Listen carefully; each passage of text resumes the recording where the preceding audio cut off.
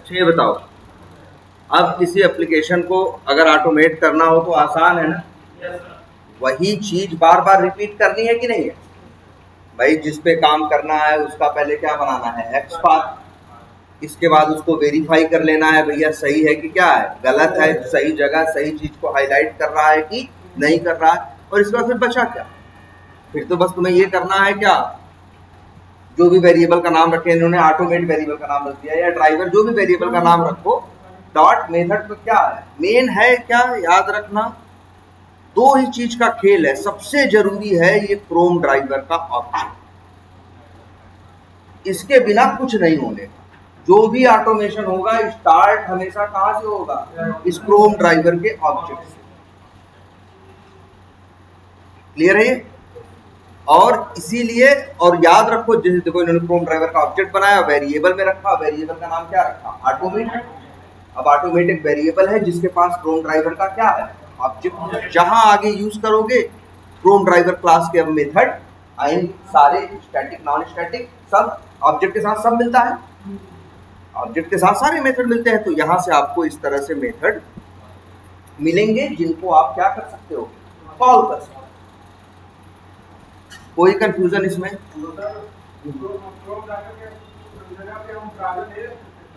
क्या Chrome browser? नहीं, बात ये देखो, ध्यान समझो, ये क्लास मेरी बनाई हुई नहीं है, तुम्हारी बनाई हुई नहीं है, ये सेलेनियम वालों ने बनाई है और हम क्या कर रहे हैं, इसे यूज कर रहे हैं। उन्होंने जो नाम रखा होगा उसी नाम से तो यूज करोगे। अगर उन्होंने क्लास का नाम, देखो सबसे बड़ी बात चीज देखो, तुमने सेलेनियम से क्या लिया है, सेलेनियम से तुमने जार ली, सेलेनियम की जार ली है कि नहीं, और सेलेनियम की जार को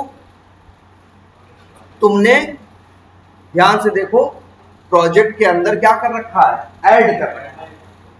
याद करो, याद वो बिल्ड पाथ करके गए थे ना, राइट क्लिक करके कॉन्फ़िगर बिल्ड पाथ करके ऐड कर दिया। और क्लास के अंदर ये जार के अंदर होता क्या है, क्लिक करो, ये तो निशान कुछ पैकेज जैसा दिख रहा है ना। अब बताओ, जार के अंदर सेलेनियम वालों को 2-4 हजार क्लास तुम्हें बना के देने की, तो एक ही जगह बना के रख देते, दे देते तो यूज करने में क्या हो जाती, परेशानी ना। इसीलिए या मैनेज करने में, इसीलिए उन लोगों ने जो क्लासेस बनाई उनको पैकेट में डिवाइड करके रखा। वही तो है, देखो इनके अंदर जाके देखो क्या है, क्लास। तो उन्होंने भाई क्रोम ड्राइवर जो है उनकी क्लास का नाम है, उन्होंने क्रोम के लिए, क्रोम को ऑटोमेट करने के लिए उन्होंने कहा कि अगर जो क्लास यूज करनी है जिसमें सारे मेथड है उसका नाम क्या है, क्रोम ड्राइवर। सबसे पहला काम यही आपको करना है कि क्रोम ड्राइवर क्लास का क्या बनाना है, ऑब्जेक्ट। और इसके बाद अब आप क्रोम ड्राइवर क्लास के मेथड, इतनी एक बेसिक समझ हमेशा रखनी है। अगर कोई तुमसे पूछे ये मेथड किसका है, ध्यान से देखो, तो तुमको चाहे जो हो, तुमको हमेशा ऐसे देखना है, ये देखो किस वेरिएबल के साथ कॉल हो रहा है और वेरिएबल का क्या टाइप क्या है, क्रोम ड्राइवर। तो सिंपल सी बात है, ये जो गेट मेथड है ये किसका है, क्रोम ड्राइवर का है। और कैसा मेथड है ये भी तुम्हें दिख जाएगा, नॉन स्टैटिक मेथड, इसके ऊपर एस नहीं लिखा, मतलब कैसा है, नॉन स्टैटिक, ठीक है। और तो अभी तुम्हें मेन देखा जाए, अभी तक तुमने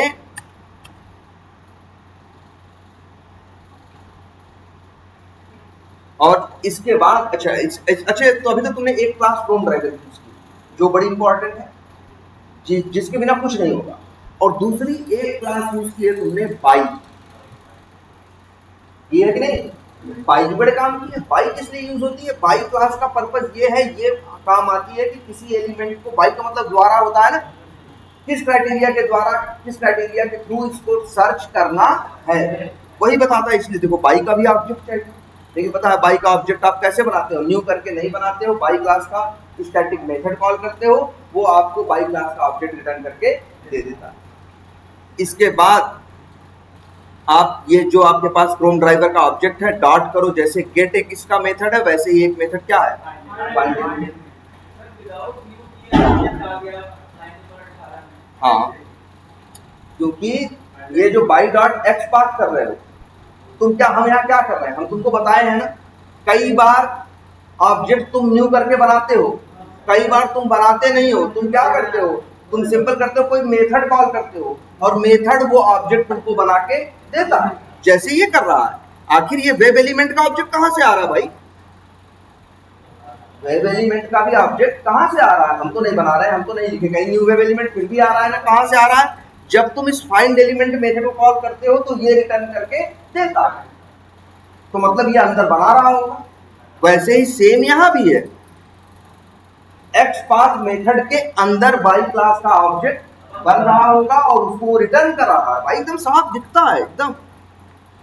ये देखो बोल रहा है कि मेरा नाम मेथड का है, मेथड का नाम XPath है, आर्गुमेंट में स्ट्रिंग चाहिए, रिटर्न करेगा बाई क्लास का ऑब्जेक्ट। सीधी बात, बिल्कुल अंदर जो मेथड ये है बाई डॉट XPath, इस मेथड के अंदर बन रहा है, लेकिन तुम्हें इससे मतलब नहीं है कैसे बना रहा है कैसे नहीं बना रहा। तुम्हें मतलब इतना है भैया हम मेथड कॉल करेंगे, हमको ये ऑब्जेक्ट बना के दे देगा, हमें ये चाहिए, हमें बाई क्लास का ऑब्जेक्ट चाहिए। क्यों चाहिए? क्योंकि ये जो फाइंड एलिमेंट मेथड है ये आर्गुमेंट में क्या मांगता है? बाई क्लास का ऑब्जेक्ट। तो फिर तुमको वेब एलिमेंट मिल जाता है, इसके बाद तुम मेथड कॉल कर सकते हो, क्लिक करना हो तो क्लिक, कहीं टाइप करना हो तो क्या सेंड की। अच्छा हर लाइन में देखो लगभग तरीका सेम है कि नहीं? अंतर कहां आ रहा है? बस अगर हम कहेंगे इसको और इन दोनों लाइनों को कंपेयर करो, इन दोनों के लिए, एक यूजर नेम के लिए लिखा गया है, एक पासवर्ड के लिए, लगभग सब कुछ सेम है। बस अंतर यह है कि इसका XPath अलग है, यूजर नेम का अलग है और पासवर्ड का अलग है। एक तरह से देखें तो तुमको जो दिमाग लगाना पड़ रहा है, अगर तुमको ऑटोमेट करने के लिए कहा जाए तो तुमको मेन जो दिमाग लगाना पड़ेगा वो इसी XPath बनाने में ही लगाना पड़ेगा। बाकी तो तुम जान नहीं हो कि भैया बाई डॉट करेंगे ये मिल जाएगा, ये कर देंगे ये मिल जाएगा, फिर हम मेथड कॉल कर देंगे हो जाएगा। 3 लाइन का कोड तो तुम्हें याद ही हो गया है कि किसी पे भी काम करना है तो 3 लाइन का कोड चाहिए, एक बाई के लिए, एक फाइंड एलिमेंट के लिए और एक क्लिक सेंड की जो करना है उसके लिए। और तुम देख रहे हो इस पूरे कोड में 3 क्लासेस का नाम इन्वॉल्व है, बाई का, क्रोम ड्राइवर का और वेब एलिमेंट। भाई ये ऑटोमेट किस टाइप का है? क्रोम ड्राइवर टाइप का है कि नहीं? तो क्रोम ड्राइवर भी इन्वॉल्व है, बाई भी इन्वॉल्व है और वेब एलिमेंट। बस यही इतना याद रखना है तुमको, इसी से सब काम कर रहा है। तो अब तुमको अगर कोई भी ऑटोमेट करने के लिए कहेगा ज्यादा दिमाग लगाने की जरूरत है, बता कि बस यही करना है। लेकिन हाँ, जिस एलिमेंट पे काम करना है उसका XPath बनाना पड़ेगा ना, वो XPath ढूंढने के लिए तुमको दिमाग लगाना पड़ेगा। क्योंकि कई बार XPath आसानी से मिल जाता है और कई बार XPath आसानी से नहीं मिलता।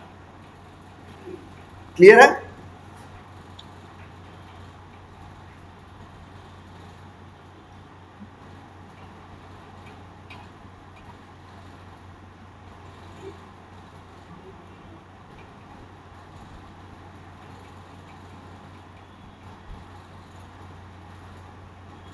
इसको सेव टू लिखिए और ये क्या है? चलो इतना कोड, इतना कोड तो सबको समझ में आ रहा है, इसमें कहीं कोई दिक्कत नहीं है ना? और अच्छे बताओ हमको, ब्राउजर को रिप्रेजेंट कौन करता है? मतलब देखो एक तरह से क्रोम ड्राइवर किसकी बात करता है? ब्राउजर। क्रोम ड्राइवर बात करता है किसकी? ब्राउजर की। क्रोम ड्राइवर जो क्लास है, और जो वेब एलिमेंट है वो बात करता है किसकी? पेज के एलिमेंट पे जिसपे काम करना। अभी देखो वेब एलिमेंट के मेथड्स क्या हैं? अलग हैं। वेब एलिमेंट के मेथड्स अलग हैं और क्रोम ड्राइवर के मेथड्स अलग। क्लियर है ये?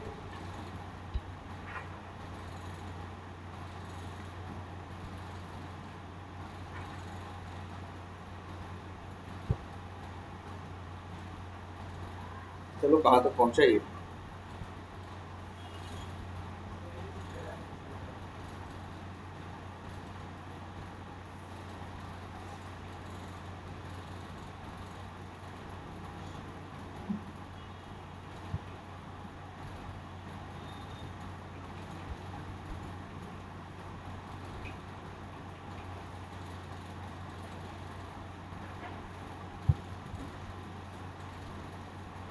तो अब इतना ये ऑटोमेशन तो सबको समझ में आता है ना? किसी को कोई इशू अभी तक? अब तो सिंपल है, यूज कर ले रहे होगे सब लोग। और 2 ही 3 क्लास दिमाग में रखनी, उनके मेथड याद कर लेने, कौन सी क्लास में कौन सा मेथड है। ठीक है, चलो यहाँ पे ये लॉगिन हो गया और एक लीड बना रहा है शायद ना।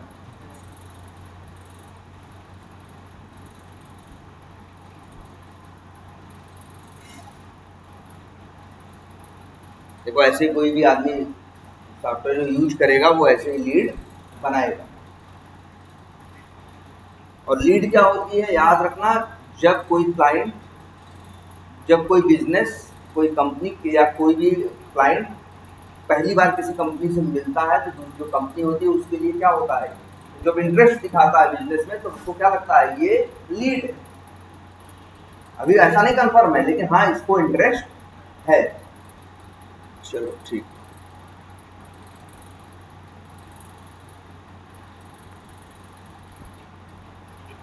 चलिए यहां तक चल गया ना। अच्छा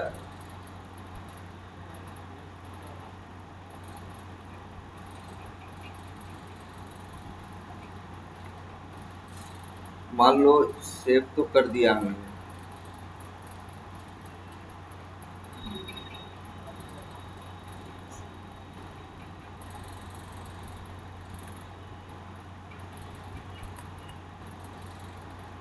अच्छा सपोज करो यहां दिख रहा है क्या लिखा हुआ है, ये कुछ आ रहा है ना। जरा ये बताओ हमें कि अगर मान लो हमें प्रिंट कराना, क्या प्रिंट कराना है, हमें प्रिंट कराना है यही जो यहाँ आईडी आ रहे हैं, मतलब ये मेरी स्क्रिप्ट चलती है तो हर बार क्या बनाती है, लीड बनाती है कि नहीं। इस स्क्रिप्ट का देखो काम यही है, सब लोग भाई एप्लीकेशन चला के देखो, अब ऐसी गलती मत करो कि नहीं चला रहे हो भाई, इसको एकदम प्रैक्टिस करके देखो। इस एप्लीकेशन में फंक्शनलिटी है कि लॉगिन करना, लॉगिन के बाद जाना लीड्स में और वहां जाके तुम न्यू नई क्या बना सकते हो, लीड बना सकते हो। वही यहाँ पे हो रहा है, जब भी कोई लीड बन के आती है तो यहाँ पे ऊपर उसकी इंफॉर्मेशन आती है कि उस लीड का नंबर क्या है, इसका नंबर क्या है, यदि ये 29 है, अभी अगली बनाओगे तो मे बी उसका क्या होगा, यदि ये 30। तो हमको यही करना है आपको, ये कि हमें इसे रन करना है और रन करने के बाद हमें ये चाहिए, ये चले, चलने के बाद अंतिम में ये क्या हो जाए, ये जो लीड का ये है टेक्स्ट है, ये जो यहाँ पे लिखा हुआ आ रहा है ये प्रिंट हो जाए। हम इसको प्रिंट कराना चाहते हैं जो यहाँ लिख के आ, हम बात समझ में आ रही है।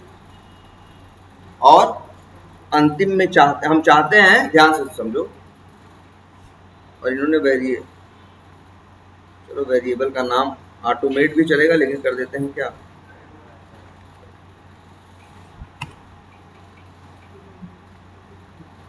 देखो क्या, ये जैसे ड्राइवर है, हमको ये जो हमें क्या करना है लिख देते हैं, क्या करना है, we want to fetch a lead number of newly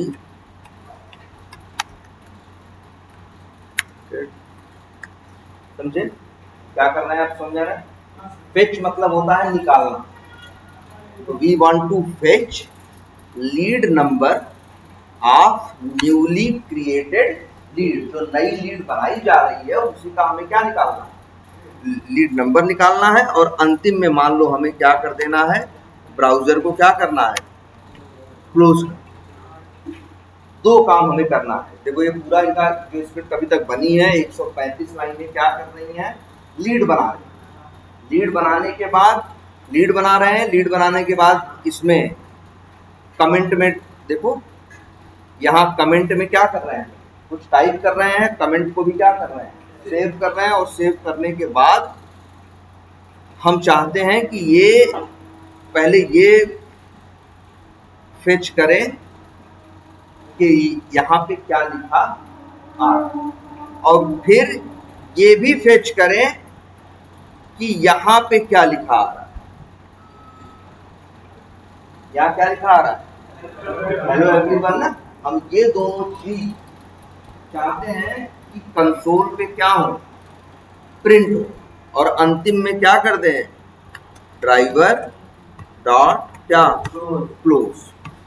इससे क्या हो जाएगा, मतलब हम चाहते हैं अपने स्क्रिप्ट हम चला दें और चले जाएं कहीं बाहर, चाय पीने भी चले जाएं, चाय पी के वापस आए तो ये स्क्रिप्ट चल चुकी हो, जो एक नया लीड बना चुकी हो, और लीड बनाने के बाद जो उसकी लीड आईडी और जो उसका ये कमेंट आ रहा है, ये चीज और ये ऊपर वाली चीज, ये दोनों चीज कंसोल पे क्या हो जाए, प्रिंट हो जाए, और इसके बाद ब्राउजर क्या हो जाए, बंद हो जाए। क्योंकि हमको मतलब किससे है, हम जब चाहते हैं, जब हम चाय पी के लौट के आए, तो बस जो नई लीड बनी है बस उसी का लीड नंबर और उसका कमेंट मेरे काम का है। भाई ऑटोमेशन का मतलब ये नहीं होता कि चला के ऑटोमेशन देख रहे हो, बैठे हो। ऑटोमेशन का मतलब होता है आप चला दिया, आप कुछ भी करो, अब आपके स्क्रिप्ट वो काम करेगा। और मेरा काम ये है कि हम चाहते हैं कि लीड बनाए, लीड बनाने के बाद लीड का जो नंबर है वो लेके आए, वो फेच करके ले आए। फेच करना मतलब का, ठीक है, क्लियर है? कोई कंफ्यूजन नहीं है? पहले तो ये बताओ, ये टेक्स्ट कहाँ लिखा हुआ है, जो हमें चाहिए काम का, वो यहाँ लिखा हुआ आ रहा है कि नहीं आ रहा? याद रखना, पेज के एलिमेंट, ये बटन, ये टेक्स्ट बॉक्स सिर्फ यही नहीं है, हर चीज पेज पे क्या है, पेज का क्या है, एलिमेंट है यार। जैसे इनके, इसको राइट क्लिक करके इंस्पेक्ट करो तो एक लाइन पा जाते हो कि नहीं, वैसे ही इसके लिए भी, इसके लिए भी, इसके लिए भी, सबके लिए HTML में एक एक लाइन है, तभी तो HTML हो जाती है 500, 700, 800 लाइन की, हवा में थोड़ी ना हो जाती। अब देखो जरा, तो अगर तुम्हें ये निकालना है कि यहाँ क्या लिख के आ रहा है, तो क्या करोगे, पहले इसे राइट क्लिक करो और क्या करो, इंस्पेक्ट। सबसे पहला काम यही, सही जगह नहीं आया है,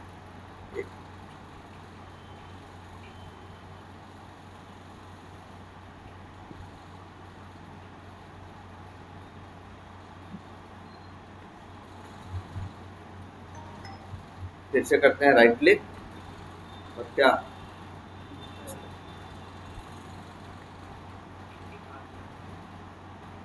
ये दी,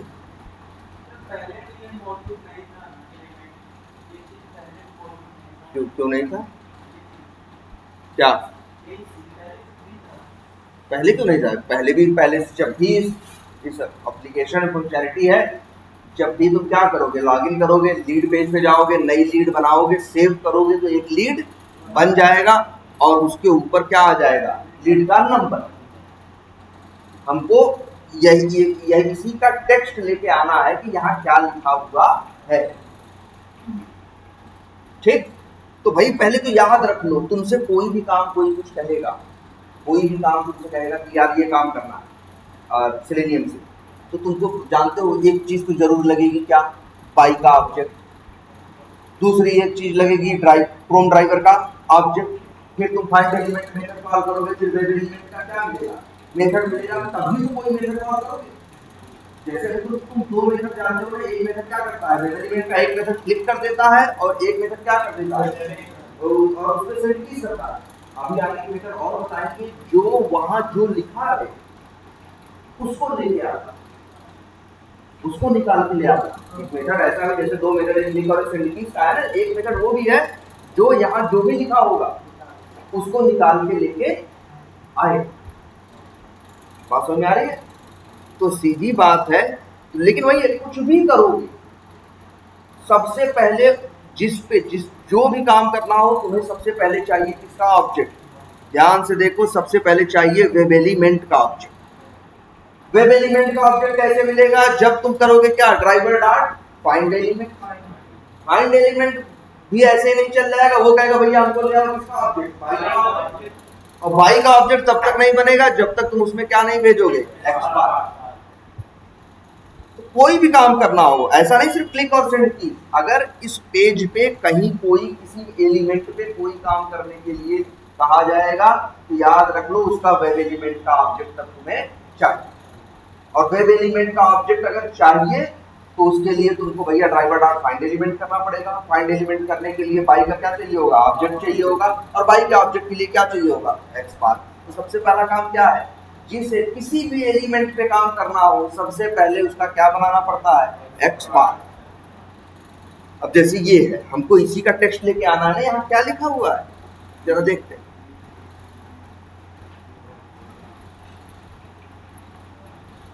क्या है देखो, टैग क्या है, स्पैन। टैग जिसका स्पैन है, इनपुट नहीं है, बटन नहीं है, क्या है, स्पैन है। और एट्रीब्यूट एक है क्या, क्लास, और वैल्यू क्या है, डीबी हेडर टेक्स्ट ना, यही है ना, क्लास की वैल्यू क्या है, डीबी हेडर टेक्स्ट। और क्या दिख रहा है, और एक से वो HTML में का एक नियम, जिस टैग पे शुरू होगा उसी टैग पे क्या होगा, खत्म होगा। भाई देखो, स्पैन पे शुरू हुआ, स्पैन पे खत्म हुआ। तो अच्छा, अब आज चलो एक नया टर्म भी लिखते हैं। एक तरह से कहेंगे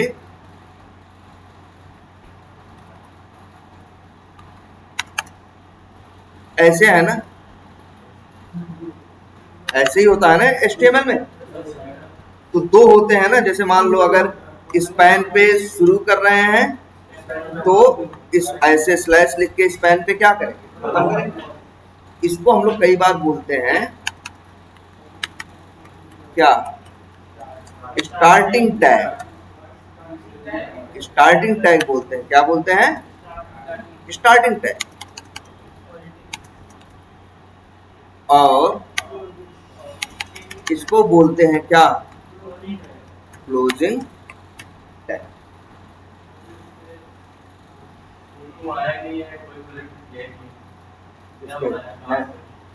वही कुछ मेथड्स हैं, बता दो बस।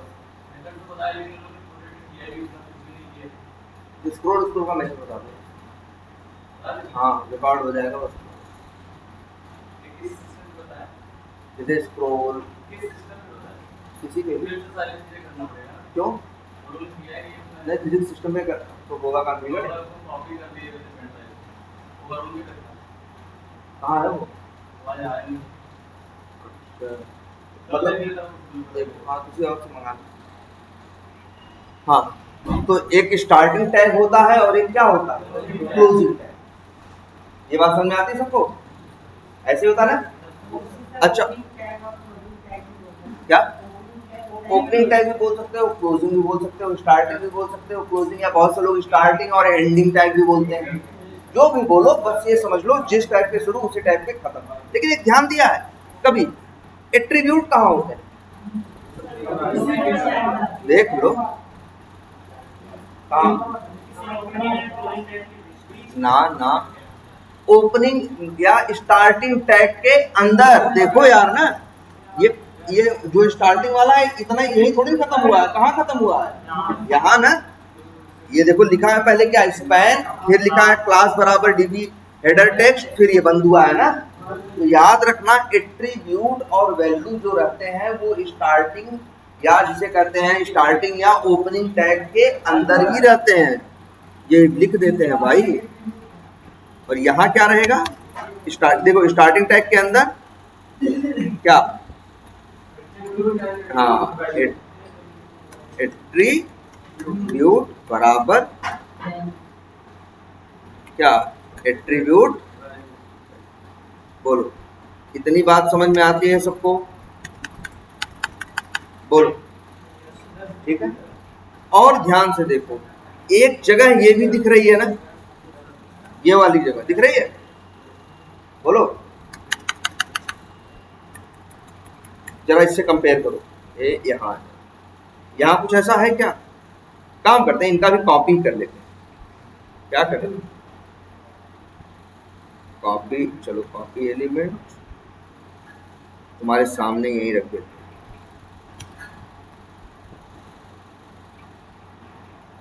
क्या है देखो,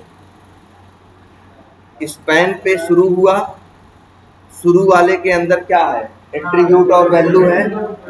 स्पैन पे क्या हुआ, एंड है, और बीच में स्टार्टिंग और एंडिंग के बीच में ये जगह देखो ध्यान से, स्टार्टिंग और एंडिंग के बीच में भी जगह है, वहां कुछ लिखा हुआ ना।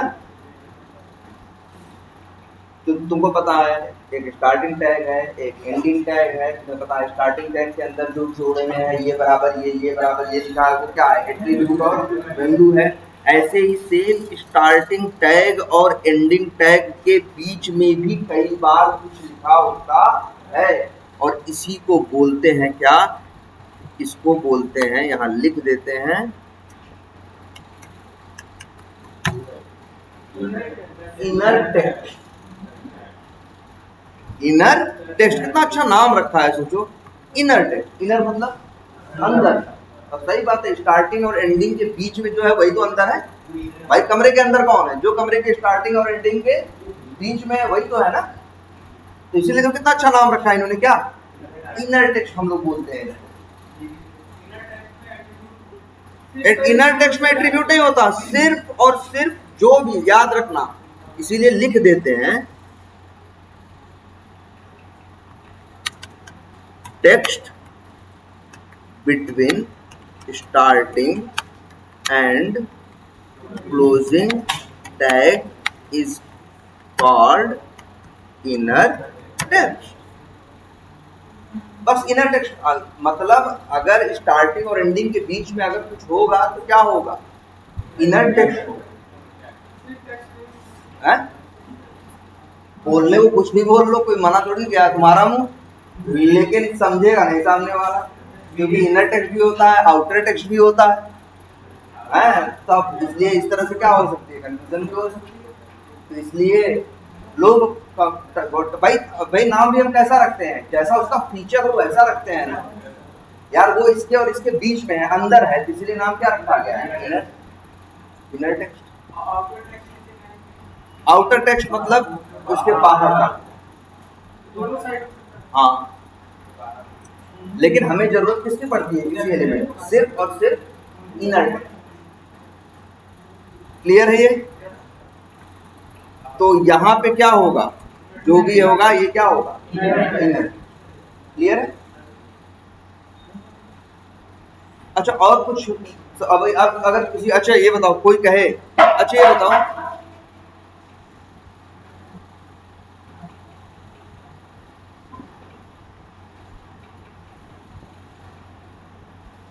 अच्छा एक चीज आज ये भी समझो, तो ये लिखा है IMG, लिखा है IMG, ठीक है। तो ये क्या हुआ, किस पे शुरू हुआ? IMG पे ना। टैग किस पे शुरू हुआ? IMG पे। शुरू में ये होते हैं क्या? एट्रीब्यूट और वैल्यू। एट्रीब्यूट क्या है? SRC, वैल्यू दे रखी है, और क्या है भाई? नहीं, इनर टेक्स्ट नहीं, पहले ये बताओ हमको, सब लोग ध्यान से ये देख के बताओ, इसका एंडिंग टैग कहाँ? इसका क्लोजिंग टैग कहाँ है?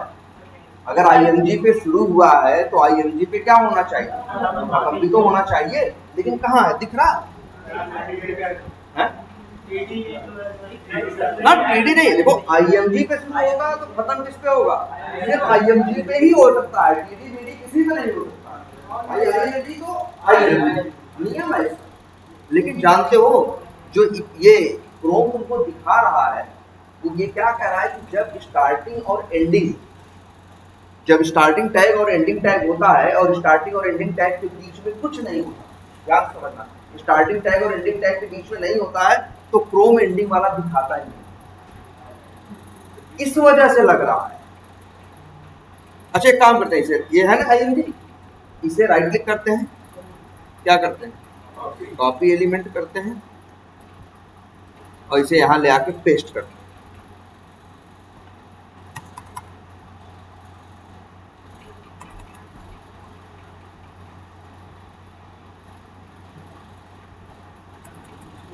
यही है ना?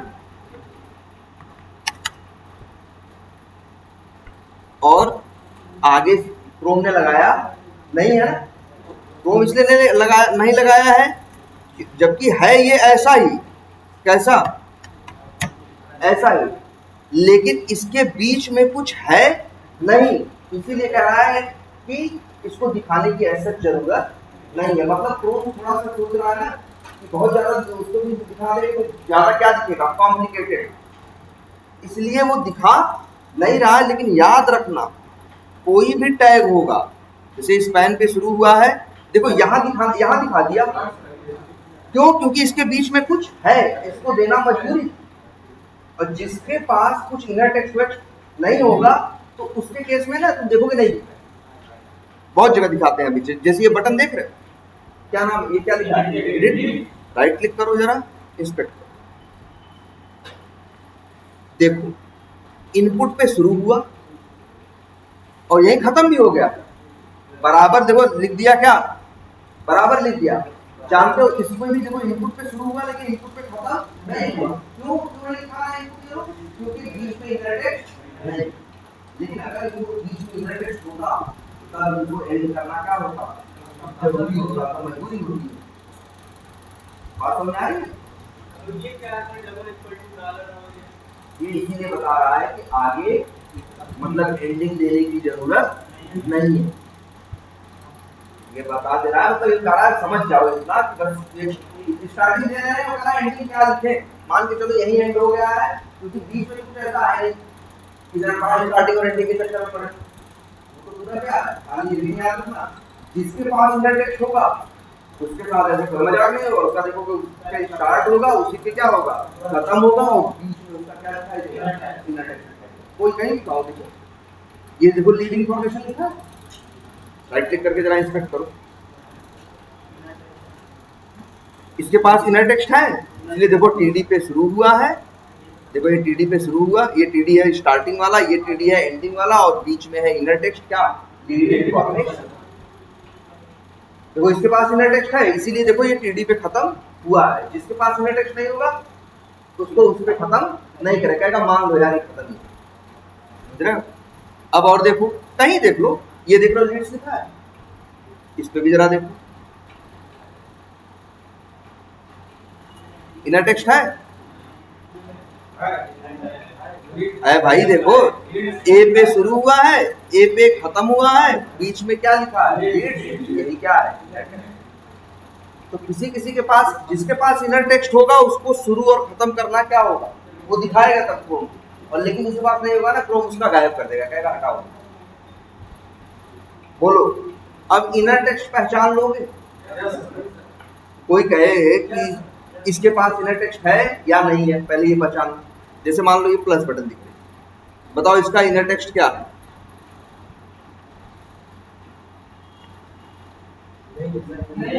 नहीं है। आईएमजी पे शुरू हुआ, आईएमजी पे खत्म होके बीच में जो होता है वो क्या होता है इनर टेक्स्ट। इसके पास कोई इनर टेक्स्ट ना। और कोई कहे इसका क्या है तब? देखो टीडी पे शुरू हुआ, टीडी पे क्या हुआ खत्म हुआ, एक्शन है, ये एक्शन क्या है इसका। अब पहचान लिए एकदम इनर टेक्स्ट क्या क्लियर है? अच्छा, और अब ये तो तुम जान गए इनर टेक्स्ट होता क्या है। अब इसकी इंपॉर्टेंस समझो, कितना इंपॉर्टेंट है।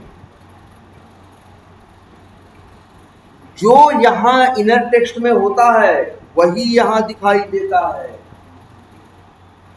मतलब समझो, जो डेवलपर है अगर वो चाहता है कोई इंफॉर्मेशन डिस्प्ले हो, जैसे मेरा नाम डिस्प्ले हो या कुछ भी डिस्प्ले हो, तो डेवलपर क्या करता है मालूम है? उसको HTML के इनर टेक्स्ट में क्या करवाता है, सेट करवाता है।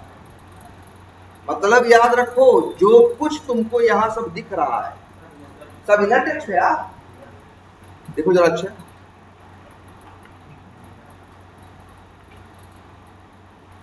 क्या लिखा हुआ है ब्रैकेट के अंदर, Elliot 29 Verma Shubham lead information, inner text है ना।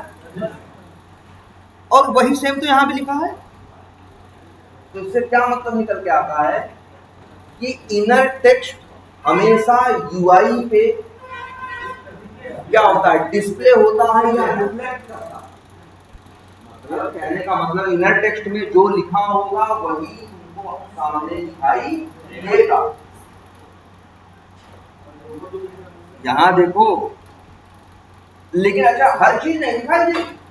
अच्छा बताओ, यहां तो बहुत कुछ है ना यार, स्पैन भी लिखा है, क्लास भी लिखा है, डीबी हेडर टेक्स्ट भी लिखा है, टाइप पे बंद भी हुआ है, इनर टेक्स्ट भी हुआ है, लेकिन सब कुछ यहाँ स्पैन लिखा दिखाई दे रहा है। यहाँ से क्या दिखाई दे रहा है? Inner text. इनर टेक्स्ट बड़े काम की चीज है। जो कुछ तुमको यहाँ डिस्प्ले होता दिखाई देता है वो अक्सर किससे आता है? इनर टेक्स्ट से ही आता है। ये प्लस और घड़ी दिख रहा है ना, ये देखो क्या है, इसके पास इनर टेक्स्ट नहीं है। और पहली बात तो ये प्लस या घड़ी जो है ये टेक्स्ट भी नहीं है। ये तो क्या है जानते हो? ये तो इमेज है, फोटो है। ये और क्या, इसको देखो राइट क्लिक करके इंस्पेक्ट करो, इसका टैग क्या है, इसका टैग है IMG, इसका टैग क्या है IMG, और इसका इनर टेक्स्ट क्या है, नहीं है इसके पास इनर टेक्स्ट। ऐसा नहीं सबके पास इनर टेक्स्ट होगा,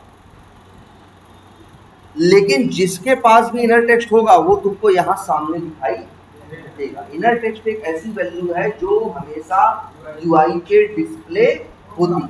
देखो अब यहां से दो सेंटेंस निकल के आते हैं।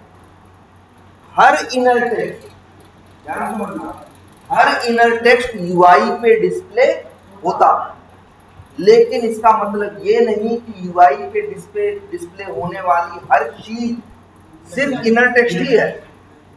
इनर टेक्स्ट तो दिखाई ही देगा, लेकिन यहाँ जो दिखाई दे रहा है उसमें और लोग भी हैं, इनर टेक्स्ट भी है और जैसे इमेज भी है, सब कुछ है ना।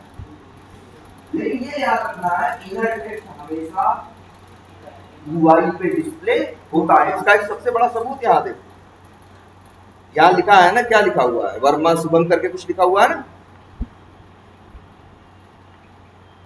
अगर हम यहाँ आए और यहाँ लिख दें क्या, राहुल, और इंटर मार, अब यहाँ क्या लिखा हुआ है, राहुल। इससे पता चल रहा है देखो कि यहाँ जो भी, यहाँ जो रहेगा लिखा हुआ वही यहाँ दिखाई दे। अगर वहां राहुल लिखा है तो यहाँ राहुल दिखाई देगा, वहां बदल दोगे तो यहाँ भी बदल जाएगा। इमेज जो है, जैसे यहाँ क्या दिख रहा है, इमेज, ध्यान से देखो, अच्छा ये भी देख समझ लो, ये इमेज है। याद रखना जब भी कोई IMG टैग होता है तो किसके लिए होता है, फोटो के। इमेज का मतलब क्या होता है, फोटो ना। तो इसीलिए देखना जब भी कहीं IMG टैग होगा ना, उसके पास एक टैग जरूर होगा, कुछ हो ना हो, SRC, और बराबर देखोगे वो इमेज कहाँ रखी है उसका क्या होगा, पाथ बता रहा है कि थीम्स के अंदर, सॉफ्टवेयर के अंदर, इमेजेस के अंदर btnl3@.gim नाम की फोटो है, और वहां पे इस लोकेशन पे वही प्लस बटन की फोटो रखी है, तभी यहाँ दिख रहा है।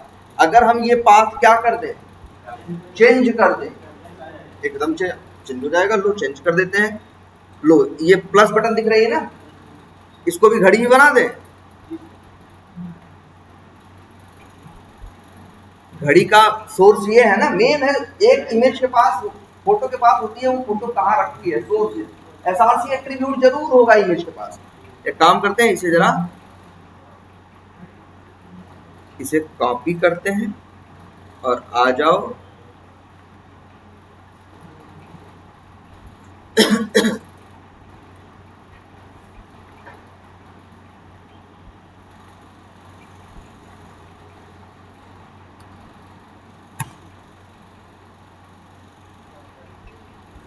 बटन क्या बन गए, कैलेंडर बन गए, है ना। लेकिन ऐसा नहीं कि तुमने चेंज कर दिया एप्लीकेशन, अब दुनिया को कैलेंडर, ये तो बस तुम्हारे लिए लोकल, बस स्टीमर पे कर रहे हो रहा है। जैसे ही पेज क्या होगा, रिफ्रेश होगा, तो मेन चीज कहाँ से आएगी, सर्वर से ना।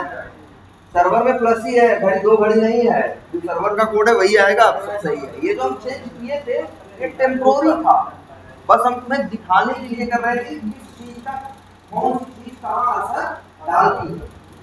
जैसे इनर टेक्स्ट असर डालता है यहाँ लिखे गए अक्षरों पर, नहीं। इमेज क्या है, इमेज के लिए मेन चीज क्या होती है, फोटो। हाँ, लिखना चाहो लिख दो, लेकिन फिर देखो ये इमेज के अंदर टेक्स्ट आएगा ही नहीं, दिखाई नहीं देगा तुम्हें। जैसे ये देखो,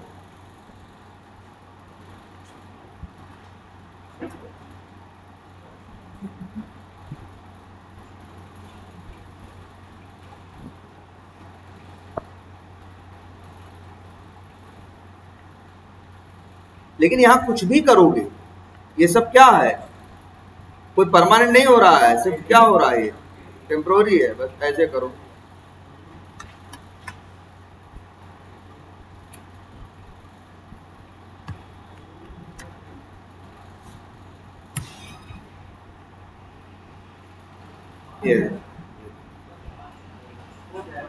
ठीक है। तो लेकिन ये सब कुछ क्या है, टेम्पोररी है। आपने रिफ्रेश किया, जैसा वहां से आना है वैसा ही यहाँ पे। बस हम आपको ये दिखाना चाह रहे थे कि कौन सी चीज कहाँ असर डालती है। क्लियर है इतना? तो इन अच्छा ये बताओ, अब बताओ हमको जरा, हम मेरा टेस्ट केस क्या कह रहा है, अब जरा पढ़ते हैं हम लोग करने को क्या वादे।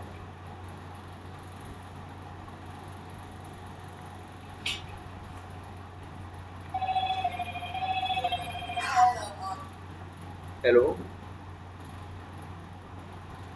क्लास में है, तुम कहाँ हो?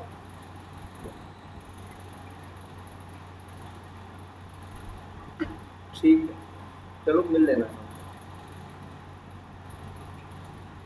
तो शाम को घर में भी होता, घर पे रहे तब तक घर पे ही आ जाना।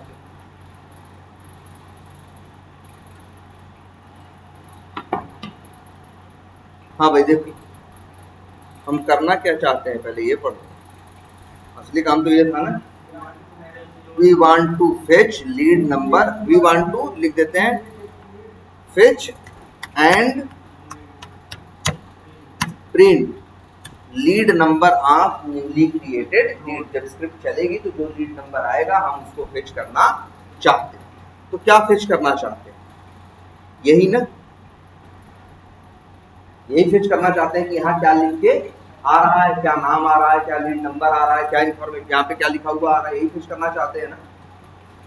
और ये बताओ ये चीज कहाँ से आ रही है, इनर टेक्स्ट से आ रही है। जो यहाँ दिख रहा है ये किसके सहारे आ रहा है, इनर टेक्स्ट से।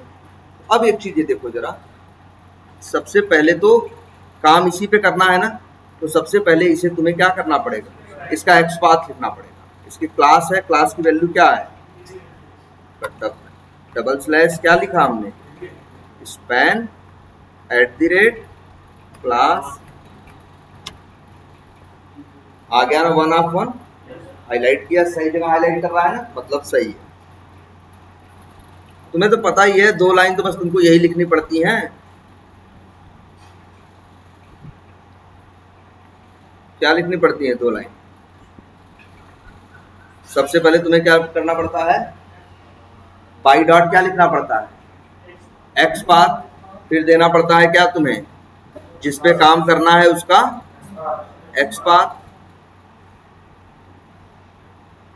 इसके बाद तुम्हें मिलता है, मान लो कि क्या बोले इसको यार हम लोग,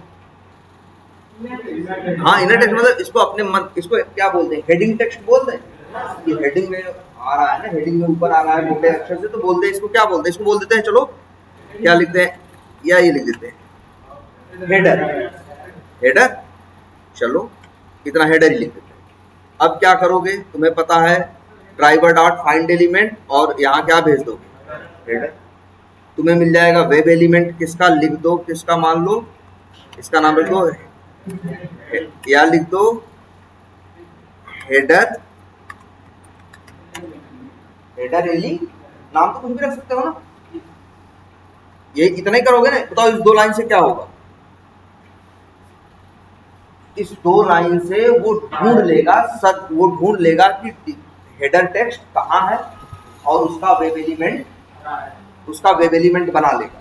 और अब बताओ अगर हेडर एलिमेंट, बताओ हेडर एलिमेंट जो वेरिएबल है इसके पास किस क्लास का ऑब्जेक्ट है, वेब एलिमेंट का।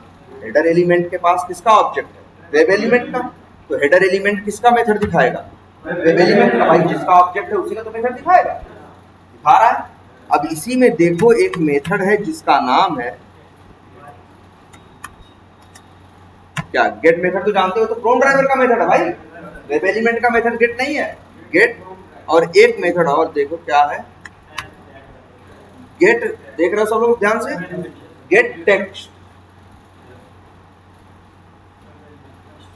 जानते हो इसी मेथड का काम है किसी एलिमेंट का इनर टेक्स्ट लेके आना। जब हमसे कोई कहता है ना कि वहां क्या चीज है उसको निकालो और प्रिंट कराओ, तो हम लोग उसका वेब एलिमेंट बनाते हैं और मेथड कॉल करते हैं क्या, गेट टेक्स्ट। गेट टेक्स्ट का काम, जैसे क्लिक का काम क्लिक करना है, सेंड की का काम टाइप करना है, वैसे ही गेट टेक्स्ट का काम है किसी एलिमेंट का टेक्स्ट लेके आना। देख लो, गेट टेक्स्ट।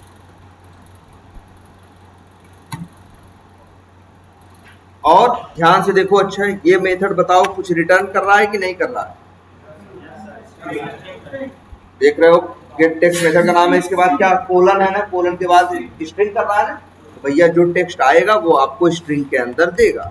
लिख देते हैं स्ट्रिंग हेडर टेक्स्ट। और तो इन 3 लाइन से जब चलेंगी तो वो हेडर टेक्स्ट लेके चला आएगा। और इसके बाद हमें क्या करना है, ले निकाल के उसे क्या करना है, प्रिंट करना है ना, हेडर टेक्स्ट। अब चला के, अब मेरी जो स्क्रिप्ट है,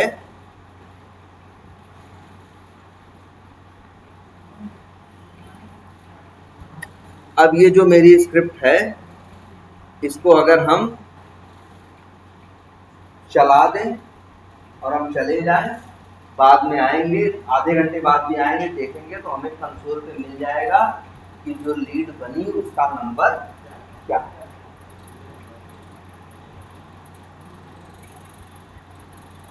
और इसके बाद चलेगा भी, काम करेगा, अंतिम में क्या कर देगा, बंद भी कर देगा। और जो काम की चीज होगी वो यहाँ क्या कर देगा, प्रिंट कर देगा।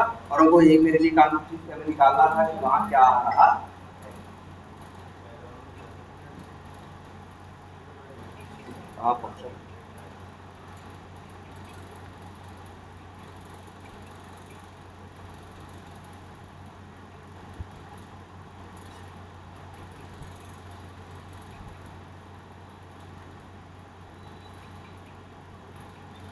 ये क्लोज में दिक्कत आई है क्या? नहीं, लाइन नंबर 100 या एक स्लैश यहाँ से क्या हो गया, गायब हो गया ना। एक्सपाथ हमेशा कैसे होता है,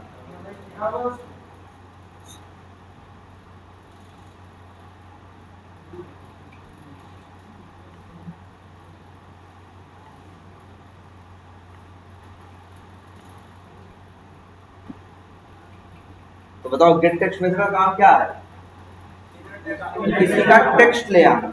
लेकिन याद रख लेना, उसी का टेक्स्ट लेके आएगा जिसका टेक्स्ट इनर टेक्स्ट से आ रहा होगा। अगर मान लो HTML पेज पे कोई ऐसा दिख रहा है जिसके पास टेक्स्ट है, तुम्हें निकालना है, लेकिन तुम इंस्पेक्ट करके देख रहे हो उसका जो टेक्स्ट है वो इनर टेक्स्ट की वजह से नहीं आ रहा है, किसी दूसरी वजह से आ रहा है, तो गेट टेक्स्ट वहां पे फेल हो जाएगा। गेट टेक्स्ट मेथड क्या करता है, इनर टेक्स्ट की वैल्यू निकालता है।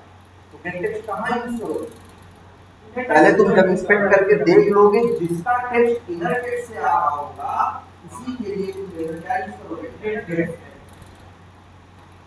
ये लिख देते हैं, ये चीज क्या करें। बहुत ऐसे भी होते हैं जहां टेक्स्ट होता है लेकिन वो इनर टेक्स्ट से नहीं आता, वहां ये गेट टेक्स्ट मेथड काम, जैसे कौन है बता दें अभी, ये देख रहे हो एडिट बटन दिख रहा है, एडिट, डुप्लीकेट, डिलीट लिखा है ना, हाँ, इसका इस डिलीट बटन का एक्सपाथ दे के गेट टेक्स्ट करोगे कुछ नहीं पाओगे, क्योंकि यहाँ जो डिलीट आ रहा है वो इनर टेक्स्ट की वजह से। कैसे पता, हम कैसे कर रहे हैं, भरोसे नहीं आएगा। चाहो तो इंस्पेक्ट करके देखो, डिलीट को इंस्पेक्ट करो, क्या मिल रहा है बताओ, इनपुट पे शुरू हुआ, खत्म तो हुआ नहीं, कहाँ खत्म हुआ, कहाँ इनर टेक्स्ट।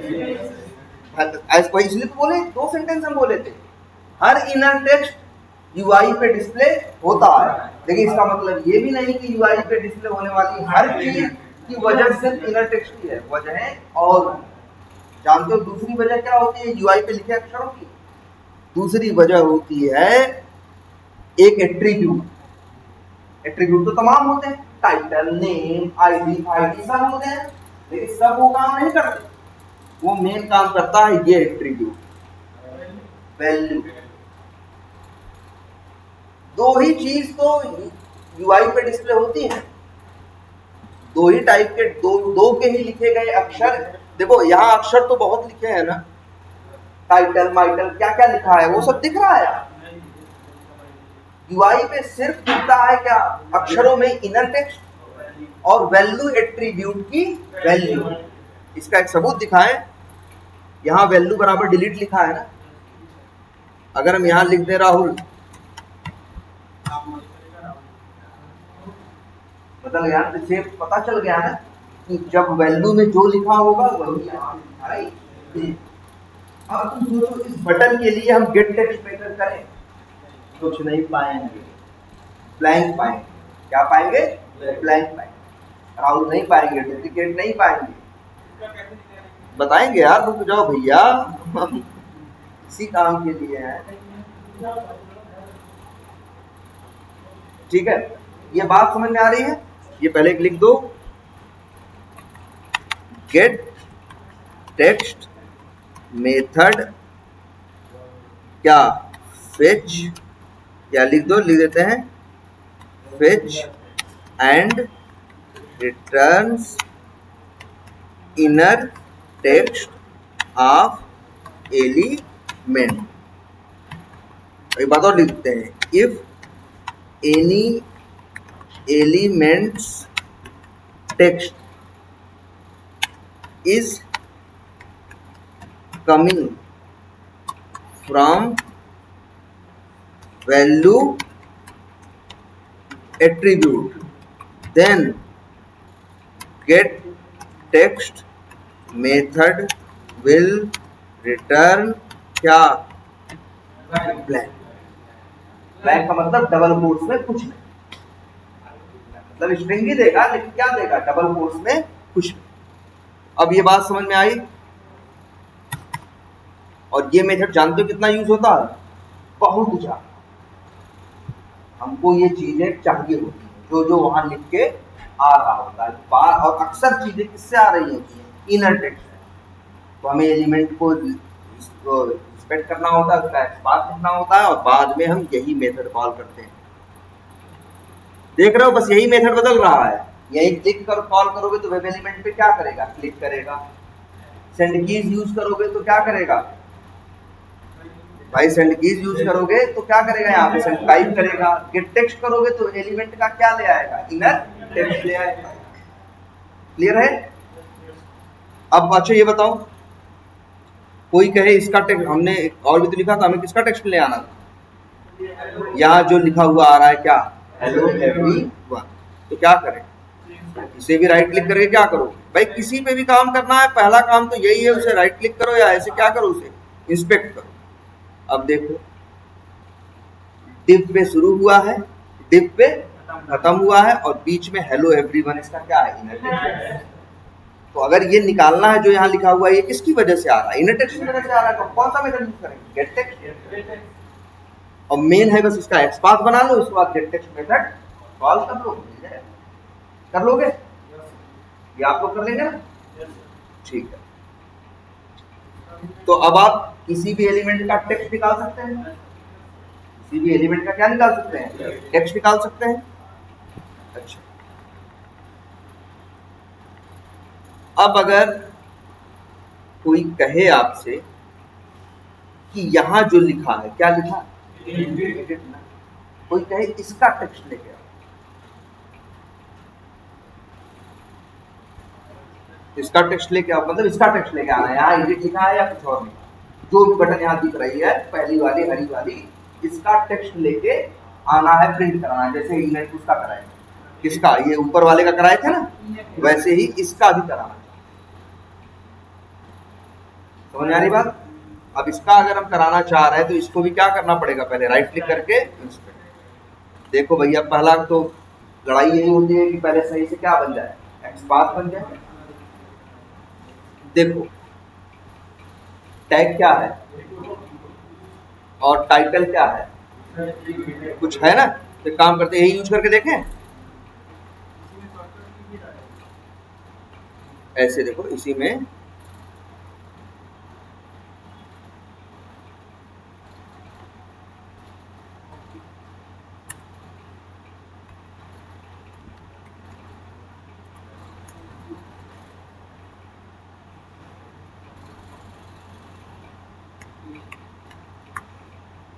सर क्या था वो?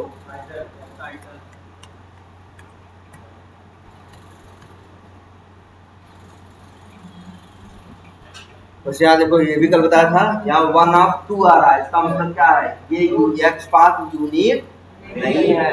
कौन सा नहीं है, यूनिक नहीं है। ये इसको ढूंढने पे ये कितने पा रहा है, 2, और इसमें से भी ये कौन सा है, पहला वाला ही मेरा क्या है, ये एडिट बटन। तो देख रहे हो अभी ये पहले पे है, 1 ऑफ 2 का मतलब अभी पहले पे है, पहला वाला ये देखो येलो रंग से यहाँ है, जहाँ कर्सर ले गए और देखो वहां हाईलाइट हो रहा है। ठीक है, तो हमें काम करना है किस पे, पहले पे।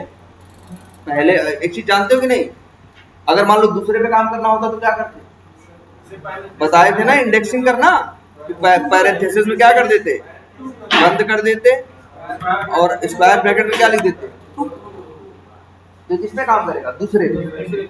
अगर ये लिख दे 1 तब किस पे काम करेगा, पहले। और जब कुछ नहीं लिखते हो ना तो मान को चलता है तुमने क्या लिखा है, तो काम किस पे करेगा, पहले। ठीक है ना, पहले पे काम ही करना है तो उसके लिए 1 लिखना जरूरी। लेकिन देखो दूसरे पे काम करना रहेगा तो 2 लिखना जरूरी है, तीसरे पे काम करना है 2 लिखना जरूरी, लेकिन पहले पे काम करना है तीनों में से तो 1 लिखना जरूरी नहीं। वो काम किस पे करेगा, पहले। अब आ जाओ क्या लिखे, पहले क्या लिखे,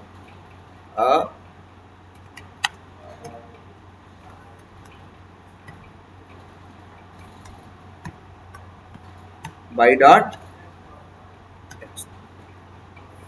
बन गया क्या, बाई क्लास का ऑब्जेक्ट।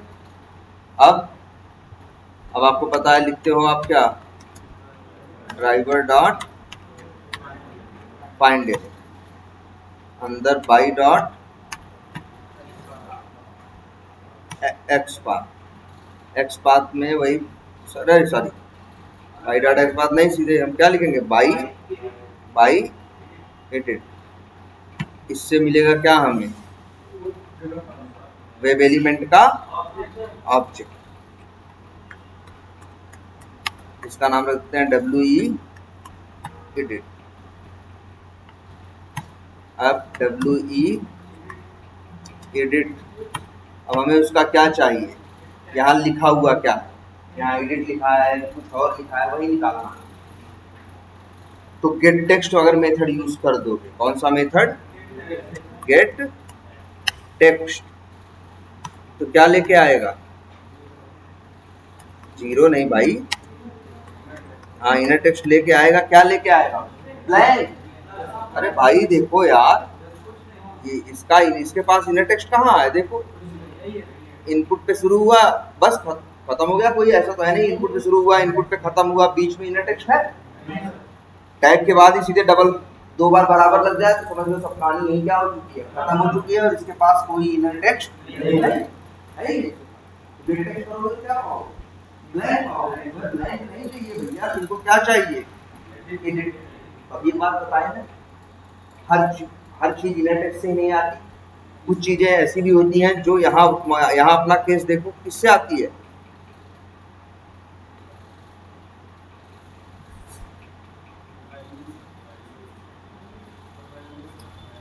यहाँ देखो क्या लिखा हुआ, वैल्यू ना, वैल्यू बराबर क्या लिखा है, डॉलर जो भी लिखा है देखो ध्यान से, तो वैल्यू बराबर उसकी वैल्यू लिखी है कि नहीं, तो तुम्हें तो बहुत हर चीज, फिर क्या बता रहे हैं, हर चीज इनर टेक्स्ट से नहीं आती, कुछ चीजें किससे आती है, वैल्यू एट्रीब्यूट से भी आती है। तो वो तुम्हें वो चीज, जैसे अगर किसी मान लो कोई बटन है, तुमसे कहीं कहे इसका टेक्स्ट निकालो, तुमने इंस्पेक्ट किया देखा उसके पास इनर टेक्स्ट नहीं है, तो ध्यान से देखना उसके पास एक चीज जरूर होगी, क्या, वैल्यू नाम का एट्रीब्यूट, उसी के अंदर वो चीज पड़ी है जो तुमको निकालनी है। लेकिन वो चीज गेट टेक्स्ट मेथड से निकलेगी नहीं, इसके लिए दूसरा मेथड है, ध्यान से देखना, नाम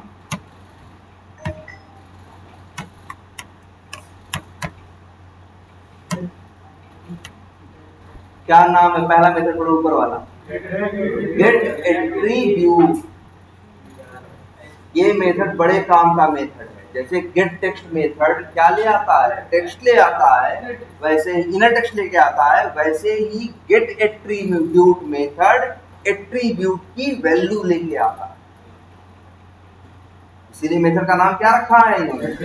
अच्छा ये मेथड कुछ पैरामीटर मांग रहा है, बताओ क्या मांग रहा है? स्ट्रिंग।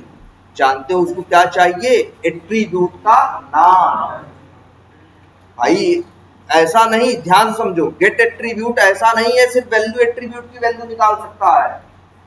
गेट एट्रीब्यूट नाम का जो मेथड है वो किसी भी वेब एलिमेंट के किसी भी एट्रीब्यूट की वैल्यू निकाल सकता। अगर तुमने गेट एट्रीब्यूट मेथड कॉल किया और यहां देखो ये मेथड हमेशा आर्गुमेंट मांगेगा। देख रहे हो, गेट टेक्स्ट मेथड आर्गुमेंट नहीं मांगता। वो कहता क्या करेंगे आर्गुमेंट लेके, हम तो एक ही चीज तुमको देंगे उठा के, क्या? Inner text. लेकिन गेट एट्रीब्यूट मांगता है, वो कहता है कि मेरा काम है एट्रीब्यूट की वैल्यू ले आना, लेकिन एट्रीब्यूट तो बहुत है, बताओ तुम्हें कौन सी चाहिए। अगर हम यहाँ लिख दे, ध्यान से देखो, डबल कोट्स के अंदर क्या? क्लास। तो क्लास एट्रीब्यूट की वैल्यू लेके आएगा। अगर हम यहाँ लिख दें क्या? टाइप, तो टाइप एट्रीब्यूट की वैल्यू लाएगा। नेम लिख दे तो नेम लिख लेके आएगा, जो लिखोगे वो लेके आएगा। और अगर हम यहाँ लिख दे क्या? एक एट्रीब्यूट और भी तो है जिसका नाम क्या है? वैल्यू। तो जो वैल्यू एट्रीब्यूट की वैल्यू है वो लेके आएगा, और वही तो हमें चाहिए। अब लिख देते हैं स्ट्रिंग एडिट बटन टेक्स्ट, और यहाँ तुम प्रिंट करा लो, जो वहां लिखा होगा वो वहां पे क्या हो जाएगा। अगर वहां एडिट लिखा होगा तो यहाँ क्या प्रिंट हो जाएगा? बात समझ में आई? और याद रखना सबसे जरूरी चीज, गेट एट्रीब्यूट मत सोचना सिर्फ वैल्यू एट्रीब्यूट की वैल्यू लेके आएगा। इसीलिए तो गेट एट्रीब्यूट मेथड क्या मांगता है? एक पैरामीटर मांगता है ना, वो यही कहता है जो एट्रीब्यूट का नाम दो हम वो उसकी वैल्यू लेके आएंगे। लेकिन हाँ, जिसके लिए निकाल रहे हो उसके लिए वो एट्रीब्यूट भी तो होना चाहिए। जैसे मान लो ये है, इसके पास कौन कौन से एट्रीब्यूट है बताओ? टाइटल है, एक्सेस की है, क्लास है, ऑन क्लिक है, फिर टाइप है, फिर नेम है, फिर वैल्यू है, आईडी है। अब ऐसे मत करना, गेट एट्रीब्यूट करो, एट्रीब्यूट का नाम भेजो क्या? आईडी। एट्रीब्यूट तो है ही नहीं, तो तुम्हें ब्लैंक उठा के दे देगा, ठीक है। लेकिन अगर जो भी एट्रीब्यूट का नाम दोगे उसकी वैल्यू लेके आएंगे। और हम वैल्यू एट्रीब्यूट ही क्यों दिए हैं? क्योंकि हमें एक बटन का टेक्स्ट निकालना है, और बटन का जो टेक्स्ट होता है वो उसके वैल्यू एट्रीब्यूट से ही आता है। इसीलिए हमने क्या यूज किया? गेट एट्रीब्यूट, और एट्रीब्यूट का नाम भेजा क्या? वैल्यू। क्लियर है?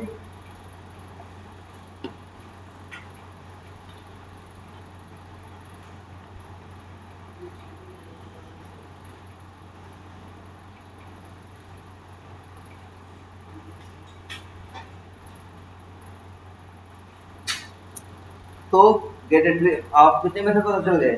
4, send keys, click, gate text और गेट एट्रीब्यूट। और गेट एट्रीब्यूट क्या कर सकता है? किसी भी एट्रीब्यूट की वैल्यू निकाल सकता है। और अब बटन, अक्सर देखोगे कई बार बटन मिलेंगे, बटन का कोई दूसरे कहेगा टेक्स्ट निकालो ना, तुम देखोगे इंस्पेक्टर के इनर टेक्स्ट से नहीं आ रहा होगा, कहाँ से आ रहा होगा? वैल्यू एट्रीब्यूट से आ रहा होगा। तो वहां तुम्हारे कौन सा मेथड आएगा? गेट एट्रीब्यूट आएगा, गेट टेक्स्ट नहीं आएगा। तो मतलब समझ गए ना, अलग अलग सिचुएशन में अलग अलग चीजें यूज होंगी। क्लियर है? अच्छा ये देख लो, यहाँ पे अगर हम लिख दें, क्या लिखा हमने? A B C D D D, जो भी लिखा। अगर कोई कहे कि वो प्रिंट कराओ जो इसके अंदर लिखा है, पहले बताओ इसको क्या बोलते हैं? जो यहाँ ऐसे दिख रहा है, जहाँ टाइप कर रहे हैं, इसको क्या बोलते हैं हम लोग? Text box. क्या बोलते हैं? Text box. जहाँ कुछ टाइप करते हैं अक्सर हम लोग क्या बोलते हैं? Text box. और अक्सर टेक्स्ट बॉक्स जो होते हैं उनको कभी भी राइट क्लिक करके इंस्पेक्ट करके देखोगे ना, तो उनका टैग क्या मिलेगा? टैग उनका हमेशा तुम एक कैसे लिख पाओगे? क्या? इनपुट। और जानते हो ये जो लिखते हो तुम यहाँ पे, जैसे मान लो यहाँ सर्च कर दें LEA1, लिख दिया ना LEA1, 4 अक्षर लिख दिया ना, ये 4 अक्षर गए कहाँ? सारा खेल HTML का है, ये 4 अक्षर गए कहाँ? हाँ, जानते हो कहाँ जाते हैं? एक टेक्स्ट बॉक्स में जो कुछ तुम राइट करते हो वो उस टेक्स्ट बॉक्स के वेब एलिमेंट के वैल्यू एट्रीब्यूट में जाता है। मतलब अगर हम यहाँ लिख दें राहुल, तो राहुल कहाँ गया? पहले बात तो ये एक एलिमेंट है ना, इस एलिमेंट का एक वो होगा ना, क्या होगा? एक इस एलिमेंट का कहीं कहीं क्या होगा? टैग, वो टैग होगा ना, इसके पास टैग होगा, एट्रीब्यूट और वैल्यू होंगे ना, इसके पास एक एट्रीब्यूट होगा क्या? वैल्यू। और जो हम लिखे हैं सब कुछ उसी वैल्यू एट्रीब्यूट के अंदर गया। हमसे कोई कहेगा कि एक टेक्स्ट बॉक्स में लिखा है, कैसे निकालो? तो हम जानते हैं टेक्स्ट बॉक्स में जो लिखा गया वो कहाँ गया? वैल्यू एट्रीब्यूट में। तो कहोगे हम मेथड कॉल करेंगे गेट एट्रीब्यूट, और एट्रीब्यूट का नाम भेजेंगे क्या? वैल्यू, और हमें मिल जाएगा उसके अंदर क्या लिखा। ये याद रख लो, ये इंटरव्यू में पूछते हैं ये सवाल। ऐसा नहीं है सारी लास्ट के सवाल में इंटरव्यू में पूछे जाएंगे, कुछ ऐसी भी चीजें होंगी जो आज पढ़ोगे और तुमसे पूछे जाएंगे। यही सवाल पूछेंगे, how to fetch written text from text box. Code लिखो, इंटरव्यू से कहेंगे सपोर्ट, तो क्या मेथड कॉल करोगे, कैसे निकालोगे? क्या? हाउ टू फेच रिटन, मतलब जो टेक्स्ट तुमने क्या किया, लिखा गया है, written text from text box. Text box में जो लिखा हुआ है उसको तुम्हें क्या करना है? फेच करना है। कैसे करोगे? तो तुम तुरंत जवाब दोगे। क्या लिखोगे? लिखोगे whatever we write in text box it goes to value attribute of that text box. So we will call get attribute method and will pass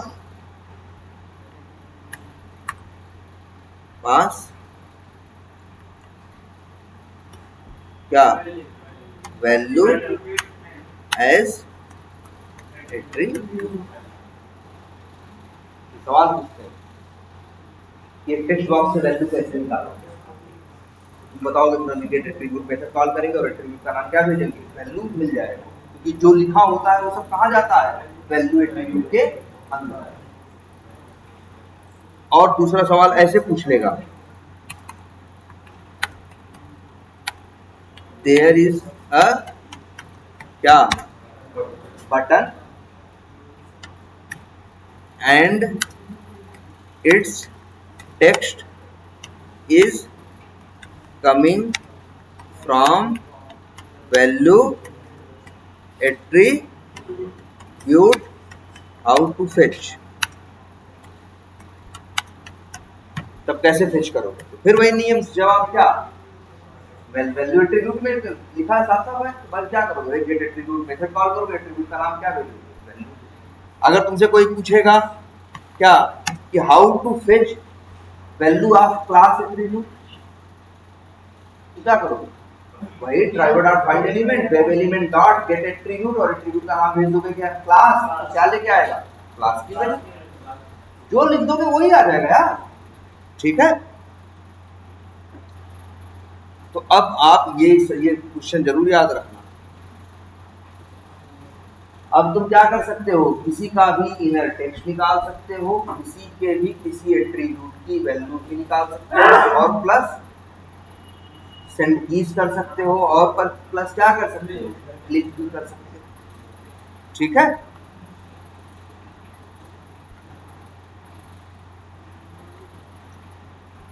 चलो अच्छा, एक छोटी सी चीज और बताओ, ये जो बटन है ना, कौन सी बटन है? एडिट वाली बटन है ना? अच्छा ठीक है यार सर, इसका वेब एलिमेंट कहाँ है? ये है ना ड्राइवर डॉट फाइंड एलिमेंट की है, ये मिला है ना, हमने क्या किया उसका एट्रीब्यूट की वैल्यू निकाल के प्रिंट करा ली। अच्छा, तो अगर हमें क्लिक करना होगा तो दोबारा ड्राइवर डॉट फाइंड एलिमेंट करना होगा? नहीं भाई, ड्राइवर डॉट फाइंड एलिमेंट कर लिए, वेब एलिमेंट का ऑब्जेक्ट हमें मिल गया। अब हम चाहे एक मेथड कॉल करें चाहे दो मेथड कॉल करें। जैसे हम एक मेथड कॉल कर लिए क्या करने के लिए, गेट एट्रीब्यूट निकालने के लिए, निकाल लिए। अब हमें ध्यान से देखना क्या चाह रहे हैं हम। अब निकालना चाहते हैं ये कि आखिर ये जो बटन है एडिट, इसकी लंबाई क्या है और इसकी चौड़ाई क्या है। इस बटन की लंबाई और चौड़ाई क्या है, हम ये निकालना है। ठीक है। अच्छा, किसी की लंबाई चौड़ाई को अक्सर तुम लोग क्या देते हो, एक नाम देते हो क्या, साइज। साइज में आ जाता है मतलब क्या, लंबाई और चौड़ाई दोनों ना। तो WE एडिट किसका ऑब्जेक्ट है, वेब एलिमेंट का। वेब एलिमेंट के पास कई मेथड है, 4 तो तुम जानते हो, click, send keys, gate text और गेट एट्रीब्यूट। आज से एक मेथड और देखो होता है क्या, गेट साइज। क्या होता है, गेट साइज। इस मेथड का काम है उसकी क्या ले आना, बटन की साइज बता देगा कितना लंबा है कितना चौड़ा है। किसी का भी, किसी की भी बटन, किसी भी वेब एलिमेंट की ये तुम्हें लंबाई चौड़ाई साइज बता सकता है। बड़ा होगा तो बड़ी साइज आएगी, छोटा होगा तो एकदम एग्जैक्ट बताएगा ये साइज है उसकी। तो सही है कि नहीं। जैसे वेब एलिमेंट क्या करता है, क्लिक मेथड क्लिक करता है, सेंड कीज टाइप करता है, गेट एट्रीब्यूट एट्रीब्यूट की वैल्यू लेके आता है, गेट टेक्स्ट इनर टेक्स्ट लेके आता है, वैसे ही गेट साइज क्या करता है, साइज लेके आता है। अच्छा, रिटर्न कर रहा है ये मेथड क्या, पूरा बोलो। डायमेंशन क्लास का ऑब्जेक्ट लिखा है ना यार, गेट साइज मेथड क्या रिटर्न कर रहा है, डायमेंशन क्लास का ऑब्जेक्ट। तो भैया एक वेरिएबल भाई ऑब्जेक्ट दे रहा है, अगर हम यूज करना चाहें तो उसको वेरिएबल में रख सकते हैं कि नहीं रख सकते हैं, रख लें। चलो वेरिएबल का नाम क्या रख दें, लिख दें क्या, मान लो लिख दें क्या, साइज। अब बताओ एरर है क्यों, क्योंकि साइज को हमने डिक्लेयर नहीं किया। क्या लिखे बताओ, डायमेंशन ना, क्यों। देखो ध्यान से यार, ये जो गेट साइज मेथड है ये रिटर्न कर रहा है डायमेंशन क्लास का ऑब्जेक्ट। तो जिस वेरिएबल में रखोगे उस वेरिएबल का भी टाइप तो डायमेंशन ही होना चाहिए भाई। जिस क्लास का ऑब्जेक्ट रहेगा उसी क्लास का टाइप, उसी क्लास का तो वेरिएबल यूज होगा। तो इसका क्या, और बताइए हम लोग, हमको एक बात और, सब लोग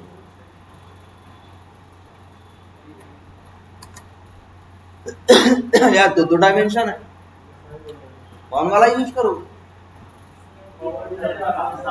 जिसके में तुम्हारा सेलेनियम नाम आ गया तो समझ गया नहीं ये मेरे काम का है, ये मेरे काम का है ऐसे।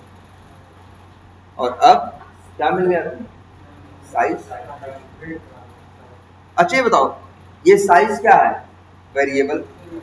इसके पास क्या है, ऑब्जेक्ट।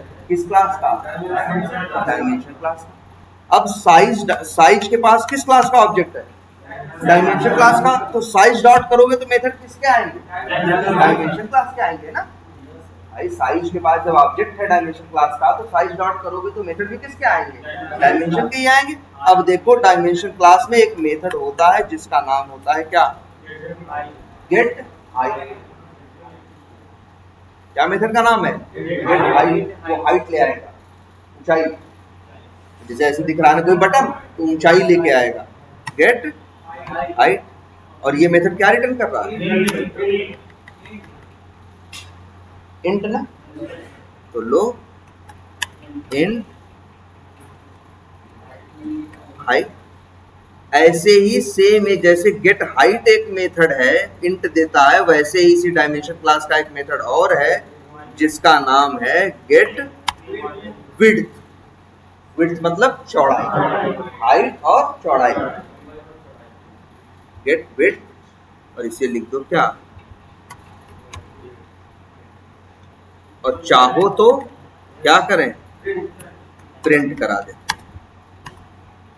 क्या प्रिंट करा दें, हाइट, और फिर प्रिंट करा देते हैं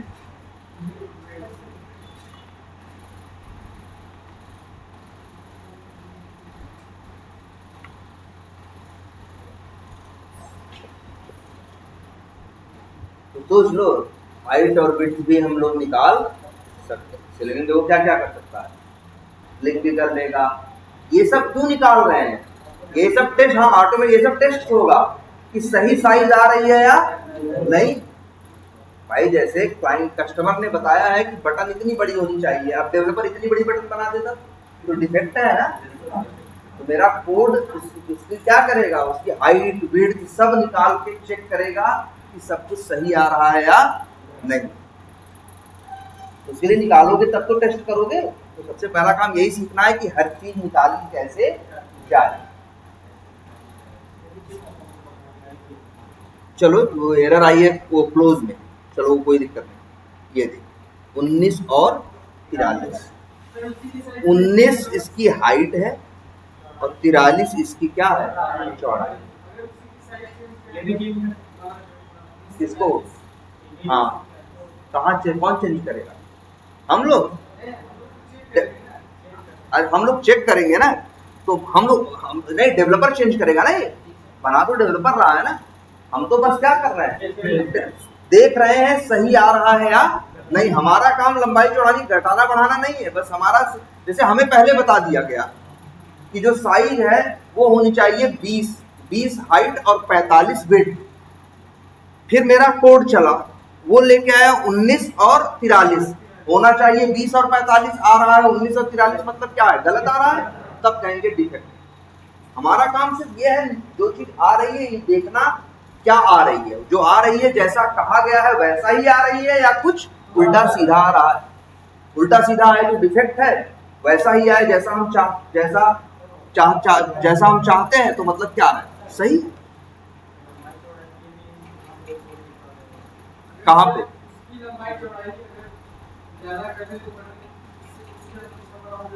एकदम हो जाए नहीं, कौन करेगा, कौन ज्यादा, वो डेवलपर करेगा ना। हाँ एकदम, अगर वो लंबाई चौड़ाई ज्यादा कर देगा तो वही क्या होगा, ज्यादा लिखो भाई, छोटा बड़ा लगने लगेगा, कस्टमर को ऑड फील होगा। मेरा कोड चलेगा तो लेके आएगा कि इसकी हाइट और विड्थ ये है, जितनी होनी चाहिए उससे क्या है ज्यादा है, तब क्या है, ये डिफेक्ट है। हाँ बोलो, तुम क्या पूछ रहे थे भाई। ये हाइट और जो विड्थ है इसका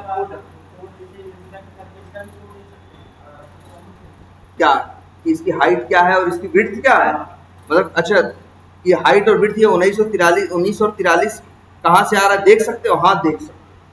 इंस्पेक्ट करके यहाँ से नहीं दिखेगा लेकिन कहीं और से दिख जाएगा। हाँ हाँ हाँ हाँ, वो भी देखो, जो भी होगा ध्यान से देखना। एक्शंस भले लिखा है, राइट क्लिक करके देखो ध्यान से, पहले जरा इसे इंस्पेक्ट करो, कोई भी एलिमेंट हो। अरे टीडी पे शुरू हुआ, टीडी पे क्या हुआ, यहाँ कर्सर तो लेके जाओ, तो पूरा एक स्क्वायर बनाया है कि नहीं, तो इसी एरिया की वो हाइट और विड्थ तुमको देगा।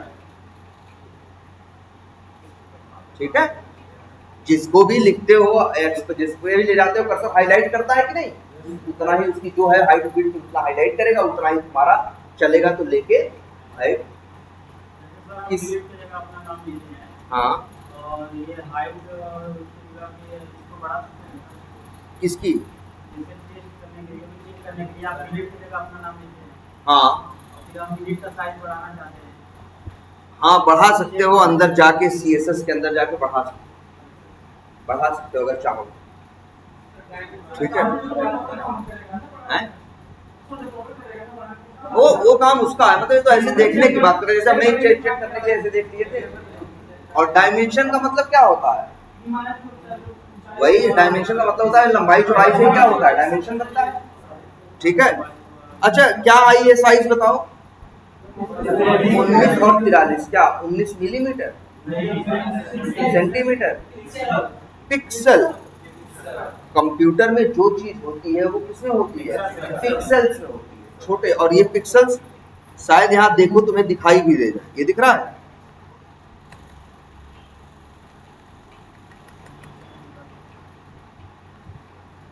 इसमें नहीं दिख रहा है, नहीं तो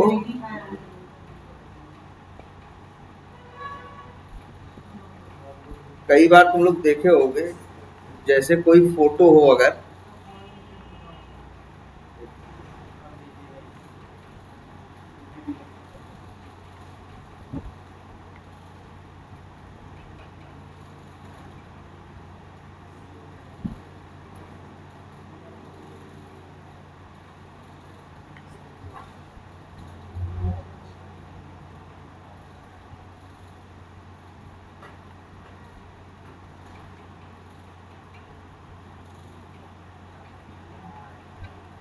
इस तरह से अगर ये पूरा ओपन बड़ा करते जाओगे तो अंतिम में तुमको छोटे छोटे खाने दिखाई देंगे। कोई पिक्चर होगा फटती है तो क्या होते हैं, छोटे छोटे खाने दिखाई देते हैं ना, वही क्या है, पिक्सल्स। एक डिस्प्ले में जितने ज्यादा पिक्सल्स होते हैं वो डिस्प्ले उतनी ही क्या लिखती है, क्लियर लगती है। इसलिए देखो मोबाइल खरीदते हो, लैपटॉप खरीदते हो तो उसमें रहता है ना कि HD है, फुल HD है, HD है, फुल HD है, या फिर है ना 4K है। क्या है वो 4K, क्या पिक्सल की बात कर, जितने ज्यादा पिक्सल उतनी ज्यादा, ऐसे देखो फोटो में है इतने मेगापिक्सल का कैमरा है, मतलब क्या है उस फोटो में उतने ही ज्यादा क्या आएंगे, पिक्सल्स आएंगे। जितने छोटे छोटे खाने में पिक्सल्स होंगे उतनी ही जो फोटो होगी, चीज होगी, साफ सुथरी दिखाई देगी। तो एक कंप्यूटर में जो डिस्प्ले तुमको दिखता है ये क्या छोटे छोटे पिक्सल से मिलके बना होता है। तो कंप्यूटर में जो लंबाई चौड़ाई चीजें होती हैं ये हमेशा किसमें नापी जाती है, पिक्सल्स। यहाँ 19 और 43 का मतलब है कि ऐसे ऐसे 19 पिक्सल्स हैं और ऐसे ऐसे कितने हैं, 43। और इस एरिया में टोटल कितने पिक्सल्स हैं, 19 गुणे 43। इतने टोटल पिक्सल्स हैं इस छोटी सी बटन के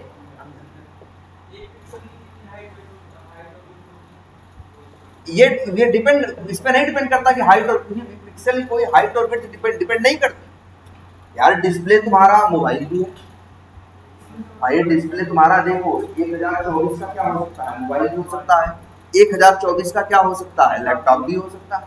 जैसे होता है ना 1024 गुणे 768 है, 1280 गुणे इतना, तो इतने का मोबाइल भी होता है, इतने का ये भी होता है। लेकिन पिक्सल इसके और इसकी साइज में क्या होगा, अंदर होगा। यहाँ डिस्प्ले की साइज भी मैटर करती है, लेकिन याद रखना कोई भी डिस्प्ले हो वो छोटे छोटे पिक्सल से मिलके बना है। नहीं होता